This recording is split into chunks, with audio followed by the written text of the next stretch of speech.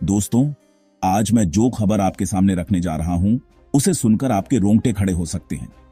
यह कोई फिल्मी कहानी नहीं, बल्कि नासा द्वारा जारी एक ताजा चेतावनी है, जो हमारी पृथ्वी पर एक बहुत बड़े संकट का संकेत दे रही है। एस्टेरॉयड YR4 नाम का एक विशाल अंतरिक्ष पिंड तेजी से हमारी ओर बढ़ रहा है, और वैज्ञानिकों का अनुमान है कि साल 2032 में यह या तो हमारी धरती को टक्कर मार सकता है या फिर बेहद नजदीक से गुजर सकता है। सबसे खतरनाक बात यह है कि अगर यह पृथ्वी से टकराता है तो इसकी जद में मुंबई, कोलकाता, ढाका और कई अन्य बड़े शहर आ सकते हैं।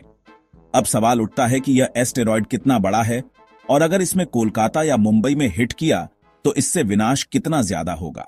वैज्ञानिकों के अनुसार इसका आकार 40 से 90 मीटर के बीच बताया जा रहा है। आपको यह छोटा लग सकता है, लेकिन याद रखिए कि इसी आकार के एस्टेरॉयड ने अतीत में पृथ्वी पर भयानक तबाही मचाई है। उदाहरण के लिए 1998 में रूस के तुंगुस्का क्षेत्र में एक एस्टेरॉयड फटा था, जिसकी ऊर्जा हिरोशिमा पर गिराए गए परमाणु बम से 1000 गुना अधिक थी। उस विस्फोट से हजारों वर्ग किलोमीटर क्षेत्र जलकर राख हो गया था। और अब जब नासा खुद कह रहा है कि YR4 धरती के बहुत करीब आ सकता है, तो हमें इस खतरे को हल्के में नहीं लेना चाहिए। और यही वजह है कि आज चाहे हमारा इसरो हो, नासा हो या चीनी स्पेस एजेंसी, सभी की नजरें इस एस्टेरॉयड पर टिकी हुई हैं। आज मैं इस वीडियो में आपको यही बताने की कोशिश करूंगा कि यह मुंबई या कोलकाता को कैसे हिट कर सकता है, और इससे बचने के लिए हमारा इसरो क्या कदम उठा रहा है। लेकिन वीडियो में आगे जाने से पहले अगर आपको ईरो पे गर्व है तो वीडियो को लाइक करके कमेंट बॉक्स में जय हिंद जरूर लिखें। याद रहे, जय हिंद कहना हम सबके लिए गर्व की बात है। नासा और अन्य स्पेस एजेंसियां इसे रोकने के लिए सक्रिय हो चुकी हैं।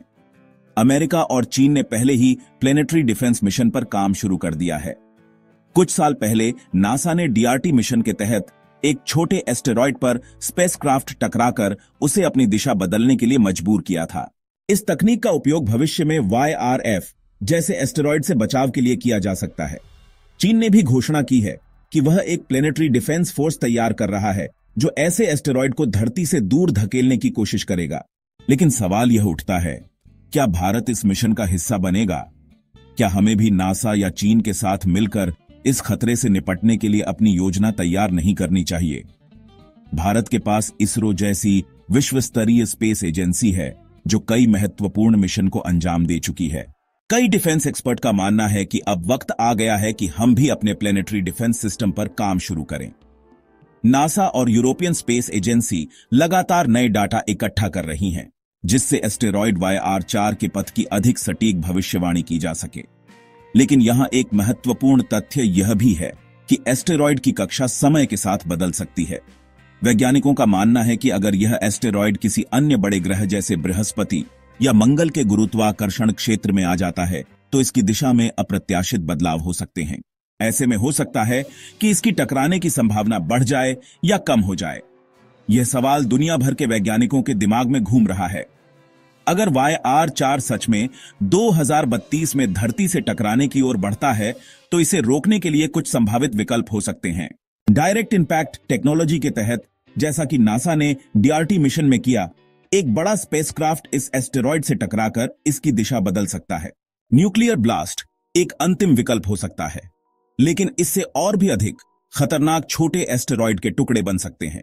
वैज्ञानिकों के अनुसार अगर एस्टेरॉयड पर लेजर किरणों को फोकस किया जाए तो वह धीरे धीरे अपना रास्ता बदल सकता है। यह तकनीक अभी परीक्षण के चरण में है। इसके अलावा ग्रेविटेशनल ट्रैक्टर तकनीक में एक भारी अंतरिक्ष यान एस्टेरॉयड के पास भेजा जाता है, जिससे उसके गुरुत्वाकर्षण के कारण एस्टेरॉयड की दिशा बदलने लगे। दुनिया भर के कई डिफेंस एक्सपर्ट का मानना है कि भारत को इस खतरे को हल्के में नहीं लेना चाहिए। हमारे पास इसरो जैसी शानदार एजेंसी है, जो सफलतापूर्वक मंगलयान और चंद्रयान जैसी मिशन को अंजाम दे चुकी है। हमें नासा और चीन की तरह अपने खुद के एस्टेरॉयड डिफेंस प्रोग्राम पर काम करना चाहिए।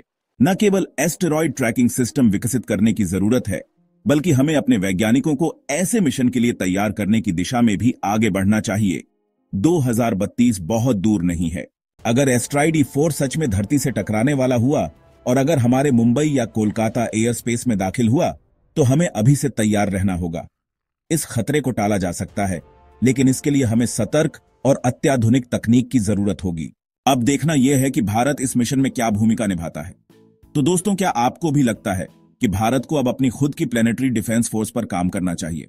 क्या हमें अमेरिका और चीन के भरोसे नहीं रहना चाहिए, बल्कि अपनी पृथ्वी की सुरक्षा के लिए खुद पहल करनी चाहिए?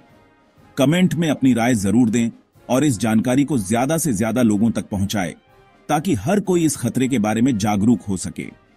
मिलते हैं अगले वीडियो में। अगर आपने अभी तक इस वीडियो को लाइक नहीं किया है तो लाइक करके इस चैनल को सब्सक्राइब जरूर कर लें। जय हिंद।